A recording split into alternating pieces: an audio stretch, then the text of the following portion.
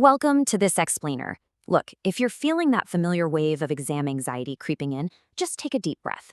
Today, we're going to transform that nervous energy into totally focused preparation. We're looking at the Cambridge Upskill English speaking test, specifically the one tailored for caregiver students. We're going to break down the precise methodologies you absolutely need to nail this and secure those top marks. So, let's get into it. Here's our agenda for today. We're covering 1. Unlocking the speaking test. 2. The secret answer formulas. 3. Mastering the read aloud. 4. Crafting the perfect message. 5. Tenses and top scores. And finally, 6. A final practice challenge. Okay, Section 1, Unlocking the speaking test. To score highly, we first need to understand exactly what we're facing. The test is broken down into 5 very specific parts, and time management here is absolutely critical. Why? Because the app records and assesses you automatically. There's no human examiner nodding along or waiting for you to finish your thought. You get exactly 10 seconds for those short answers in Part 1, then 20 seconds for the slightly longer ones in Part 2. There are strict, hard limits for reading aloud, and you get exactly 40 seconds, no more, no less, to prep before you leave a 1-minute message in Part 5. Now, a great way to just immediately reduce your stress for this final assessment is to remember this one fact. The entire test is only about 12 minutes long. That's it, a 12-minute sprint. Because it's so incredibly short, your primary goal is just to stay calm and maintain your focus for that tiny window. If you stumble, don't panic. Seriously, just keep speaking clearly right into the phone microphone. Moving right along, Section 2, the secret answer formulas. You can literally see the difference here between a weak and a strong answer. If the app asks where you live and you just drop a one-word answer like Kathmandu, you're just throwing points away. But look at the better response. It uses full sentences, plus a tiny extra detail. My name is Sita Tamang. I live in Kathmandu, Nepal. I am a caregiver student. Just that little bit of extra effort completely transforms a failing answer into a high-scoring one. When you get to Part 2, you've got 20 seconds on the clock, so your answers definitely need to be longer. I want you to memorize this core academic definition right now for quick recall during the exam.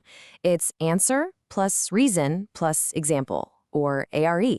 If you use this simple framework, you're going to structure your thoughts perfectly before that timer even goes off.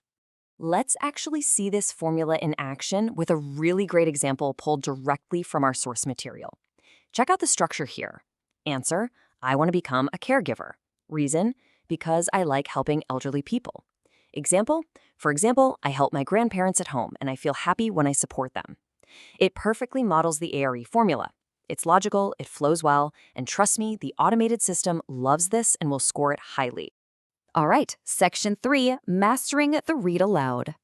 For these reading sections, I really want you to take the pressure off yourself. Don't rush. Read slowly and clearly. When you see a comma, pause. When you see a full stop, physically stop and take a breath. And please do not stress out about having a perfect accent. The app is evaluating your clarity, not whether you have a specific regional dialect. Now, when you hit those extended, longer sentences in Part 4, your best strategy is something called chunking. Basically, chunking means you break the text down into smaller, meaningful groups instead of trying to read a massive sentence in one giant breath. Group the words by idea, pause just a little bit between the chunks, and your reading is going to sound incredibly structured and professional. Section 4, Crafting the Perfect Message. Remember, you get 40 seconds of prep time before you actually start speaking in Part 5. During those 40 seconds, you need to write down or at least visualize these exact 5 steps. First, the greeting. Second, the introduction. Third, the reason you're calling. Fourth, give 2 or 3 details from the prompt.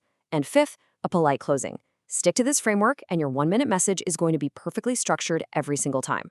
Looking at these sample messages, you can see exactly how this 5-step framework plays out in everyday caregiver scenarios. Let's look at the first one. Good morning. There's your greeting. This is Sita, the caregiver, the introduction. I am calling to remind you. That's the reason. Then you drop in the details about the medicine and the time and wrap it up with a quick thank you. It's a completely systematic approach, and it works whether you're contacting a doctor, a teacher, or a patient's family. Section 5, Tenses and Top Scores. These scoring tips are absolutely invaluable because they prove that examiners aren't looking for absolute perfection. They want to see your strategy and how you recover. Listen super carefully to those who, what, where, when, why question words so you know exactly what they're asking. A great trick to secure high marks is to literally reuse words from the question right in your answer. And hey, if you make a mistake, correct it quickly or just use a natural filler word like, well, to keep your fluency going. Okay, here's your core grammar revision. The 3 main tenses you simply must master. Present simple is for your daily caregiver routines and habits. Past simple is for finished actions, so make sure you're using that past tense verb form for past experiences. And future simple is for your career plans using will plus the verb. Locking in these basic formulas is basically a guarantee for grammatical accuracy during the test. Finally, Section 6, Final Practice Challenge. It's time to put this into practice. Take a look at these Part 2 questions. Why do you want to learn English? Describe your family. Tell me about your daily routine. Right now, maybe even pause this explainer and try answering one of these out loud using our strategic formula. Answer plus reason plus example. Go ahead, try starting with, I want to learn English because... Next, let's test your reading with a Part 4 practice sentence. Try reading this aloud right now. Remember our rules? Read slowly, pause at commas, and use chunking. So it should sound like, a professional caregiver should communicate politely and report any health changes quickly. You hear how much clearer that is when you chunk it? And for our last piece of practice, visualize that 5-step message structure for Part 5. Greeting, intro, reason, details, closing.